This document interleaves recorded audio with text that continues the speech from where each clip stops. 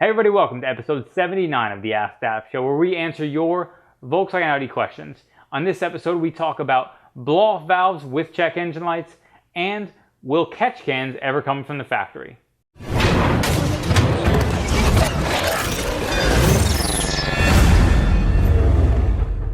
Paranormal Stoner via YouTube says, I recently bought a forged blow-off valve for my APR Stage 1 MK6 GTI, and the check engine light came on in a day after I installed it.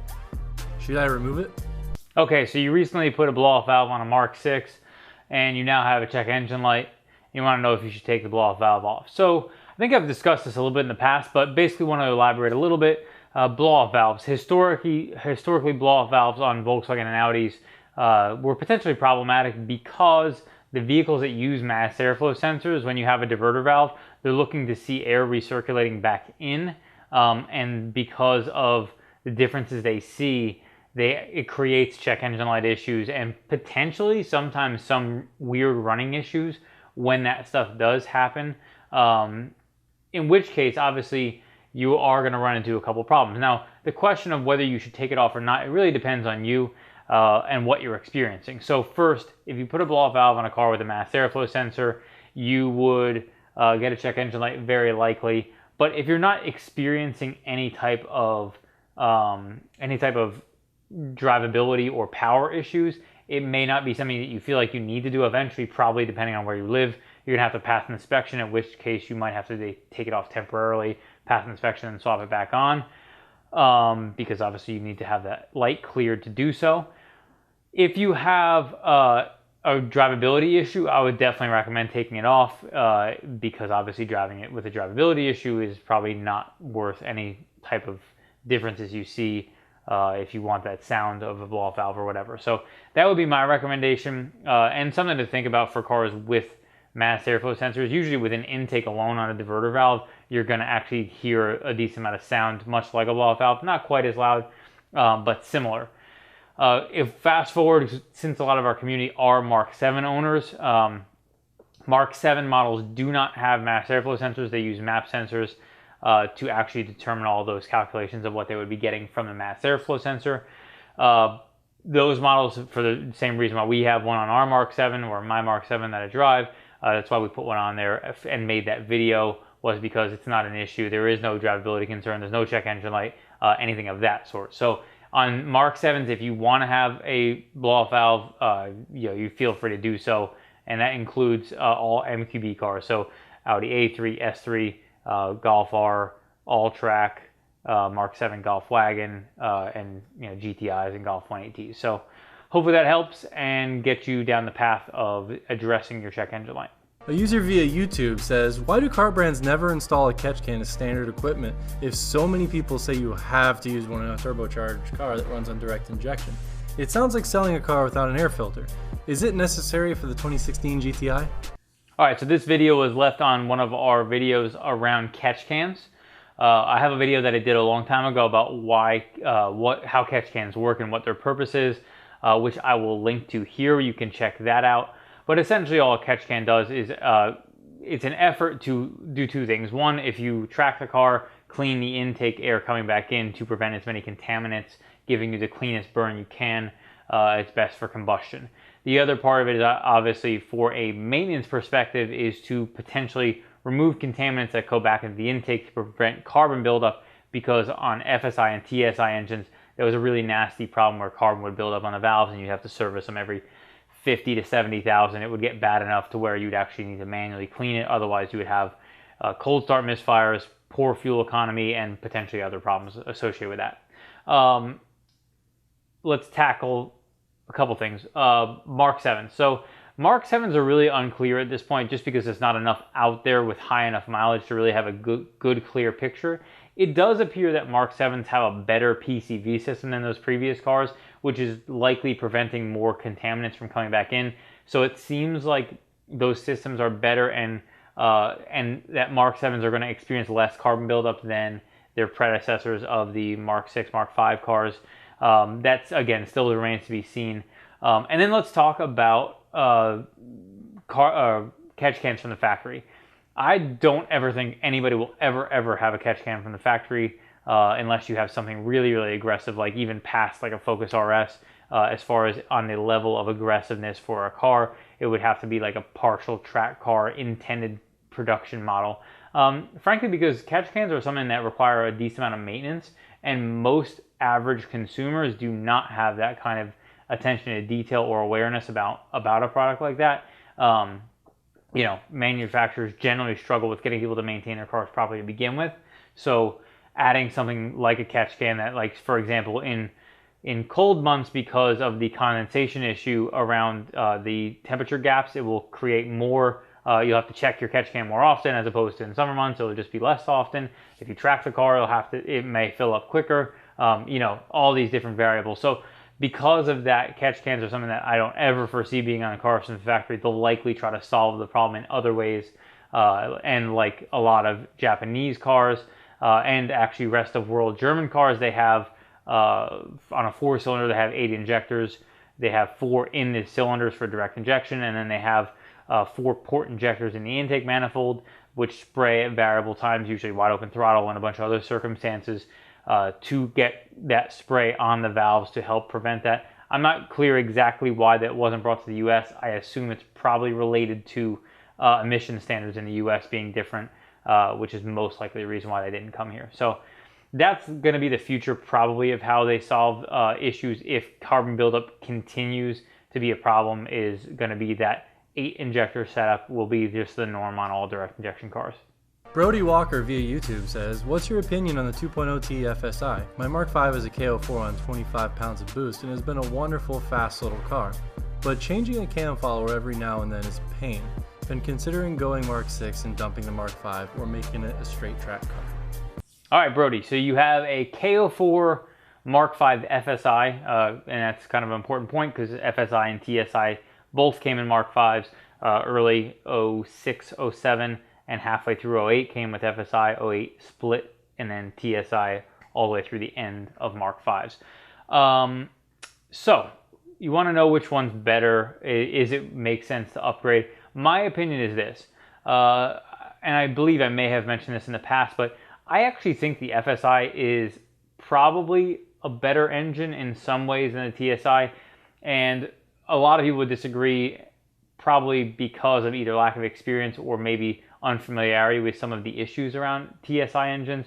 TSIs are fine in their own right, but they have some unique problems that are more catastrophic than you would find in any FSI.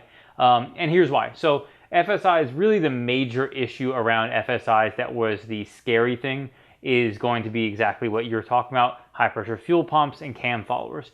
If your car is heavily modded and you have an upgraded high pressure fuel pump, you probably eat through even more cam followers. That's a pretty standard thing.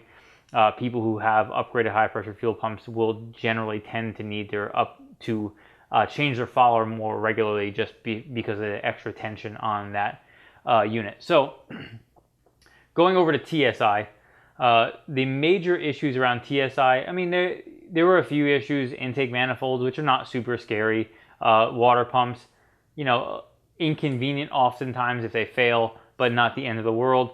But the really bad one is the timing chain tensioner. It is something that we've kind of put out tons of stuff about over the years, and they're really playing out over time. And unfortunately, there are some people who are experiencing failures of the timing chain tensioners more than I would even care to see.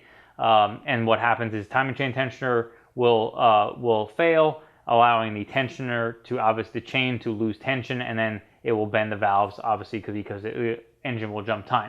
That is I wouldn't say a super common problem on TSIs, but because they're so widely spread and it's not uncommon, there are a lot of people that it's happening to, and it's super unfortunate. It's a terrible situation. If you update that tensioner, which, you know, we put an update kit a while back about that, and a lot of people are doing it. If you update it, as far as we know, there are no new tensioners that have ever failed that I'm aware of. There is some stuff around chain stretch there. I think there's a TSB out there somewhere about checking the chain for stretch, but they're not really super prevalent to stretch. And that's really that. I mean, that's a key difference between the two. The FSI does require attention, but the fact that you know that, and you probably have modded your own car, or maybe you do those cam followers on your own, if you're doing that work, it's not super hard. If you have the early style banjo bolt, it's kind of a pain.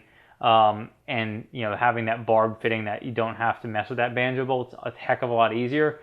And you know, I would say stick with the FSI. And to me, if you're going to upgrade, I would wait until the Mark 7 maybe ages out a little bit and gets within a price range you're comfortable with, because the Mark 7 with really basic mods is such a step up from those previous generations. Just for, you know, stage 1 tune gets 100, stage 1 plus for Unitronic gets 100 horsepower, which is so incredible from the previous generations. And if you upgrade the IS38 turbo, the K04 Turbo on a GTI, you know, you're talking about almost 400 horsepower with just basic bolt-ons for a Mark 7 GTI. So hopefully that helps, and good luck with your Mark 5.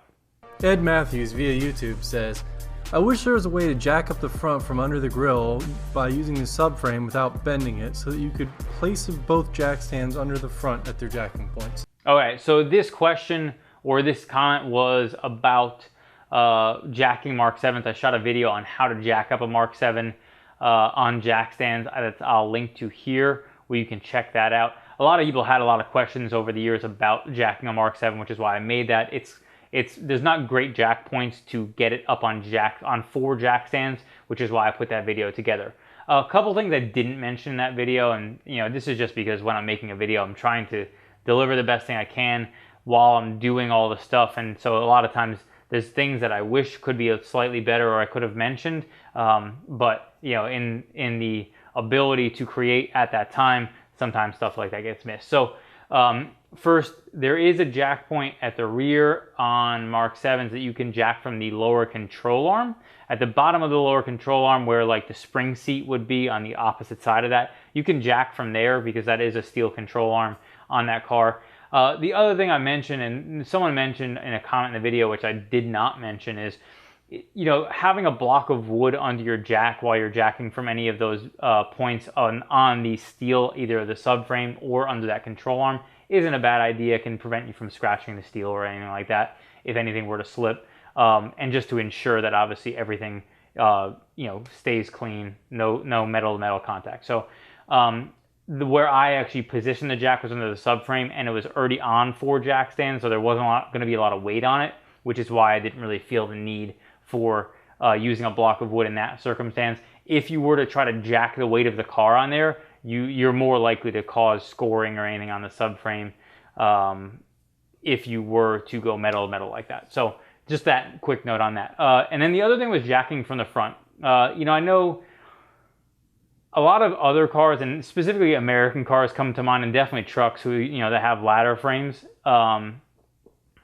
They come to mind when people talk about jacking from the front of the vehicle, where you could jack directly from underneath the front of the car.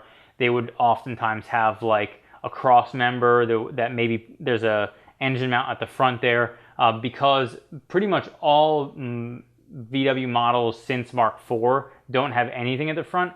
The only thing there is going to be the radiator support, and the radiator support on all of those cars is composite, you know, essentially a plastic material. So if you were to ever try to jack from there, you're guaranteed to break that and potentially break your radiator, condenser, and intercooler all at one time. So do not ever jack from there. I know somebody mentioned that they thought you could jack from there. Make sure you never ever jack from the front of any VW. There are a couple exceptions to this, but not many. And so I always recommend do not jack from the front of the car. You can always find better jack points if you're looking for, you know, people asked about putting jack stands under different things like control arms and different stuff like that. You definitely can put jack stands under the rear control arms and the front ones on cars with steel control arms. I don't know how comfortable I would personally feel about putting a jack stand under a aluminum control arm. I definitely would not do that. That's just my personal opinion. And from there, you can definitely put jack stands on their subframe. So I know a lot of people were kind of unsure about that, and there's a lot of different ways to get a car up in the air safely. Anybody who has experience is going to know kind of what makes sense and what's a okay point.